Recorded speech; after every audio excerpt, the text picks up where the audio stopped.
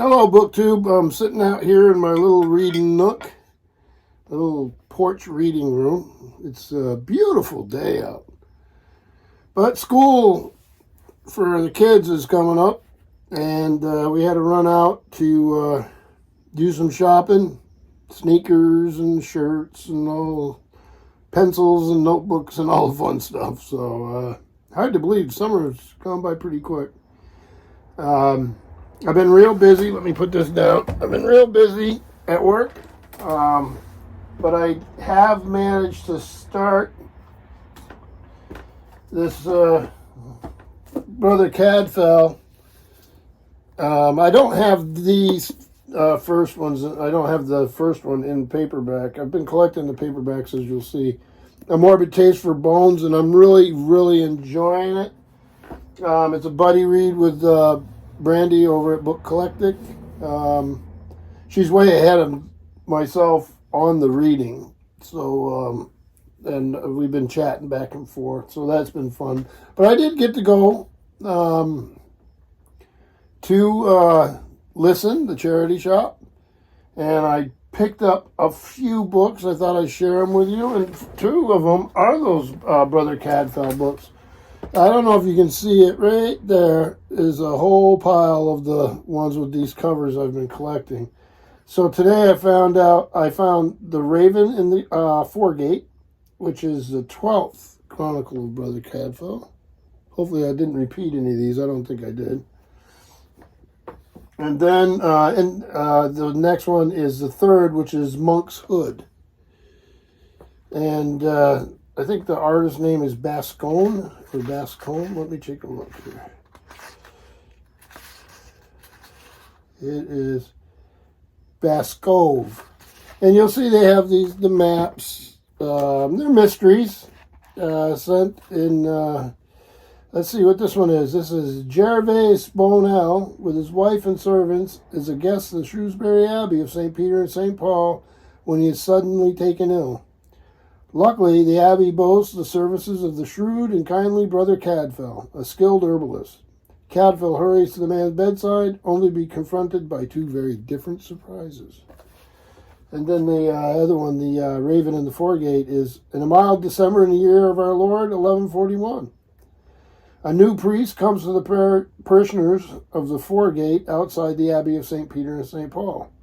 Father Aylnoth brings with him a housekeeper and her nephew, and a disposition that invites murder. So, two Brother Cadfael mysteries. Then, Brandy at Book Collected had sent me a Witcher, I can't see which one it was, in this series about a year ago, which I think she did. I think the one she sent me was The Blood of Elves.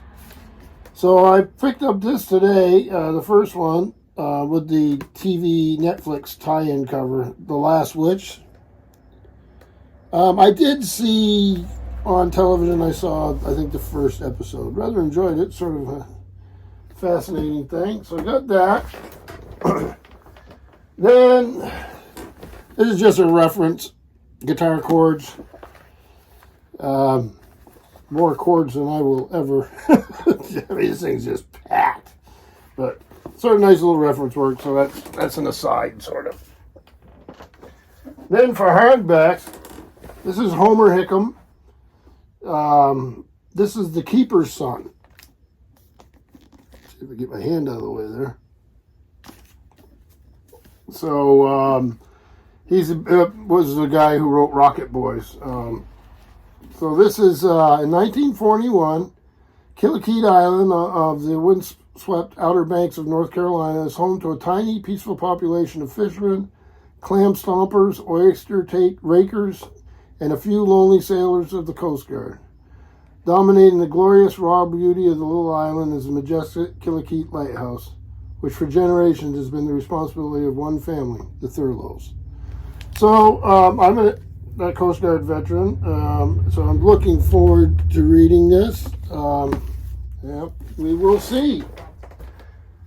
The next thing I got here, this is just pure Sean D. Standfast. That's why I got it, right? This is Explorers of the... It's got a ding in the cover. Explorers of the Nile, The Triumph and Tragedy of the Great Victorian Adventure by Tim Geel. He's got a ding of some sort here where somebody hit it with something. So we will see. Just up his alley. He's probably read it. A mystery unsolved for thousands of years. Okay, so the thrilling story of the competition to uncover the planet's most elusive secret, a mystery unsolved for thousands of years. It had confounded the ancient Greeks and baffled the most eminent minds of the Victorian age. In 1856, the final search began to solve one of the great geographical unknowns of the age, the source of the White Nile. So, if Sean hasn't read this, he knows all about it. I mean, it's got color illustrations.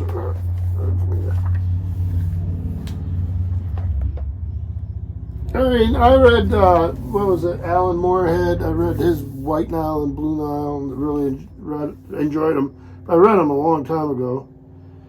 So this one is named one of the 100 notable books of 2007, selected by the New York Times Book Review, selected as one of the best books of 2008 by the Washington Post, finalist for the 2007 Los Angeles Times Book Prize for Biography, and named Biography in 2007 by the Sunday Times.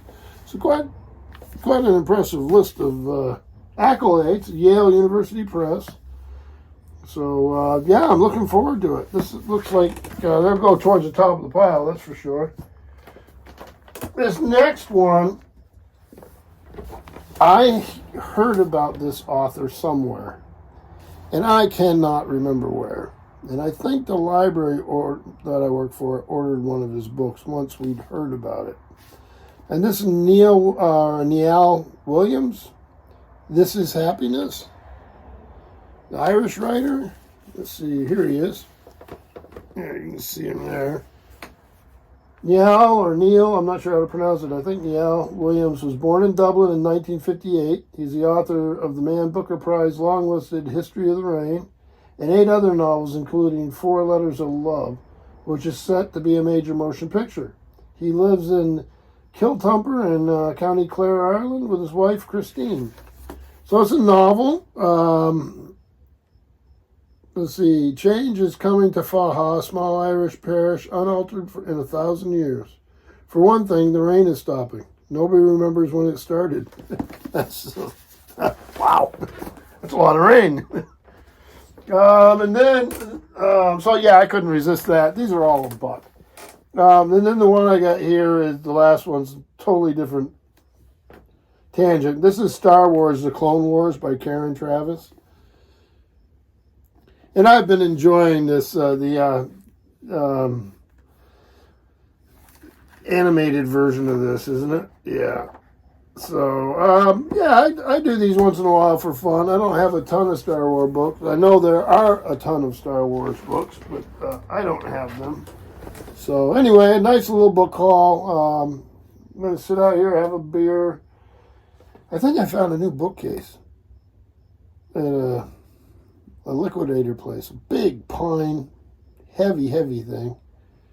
Oh, about that high. Pretty wide. Very solid, though. Thick pine.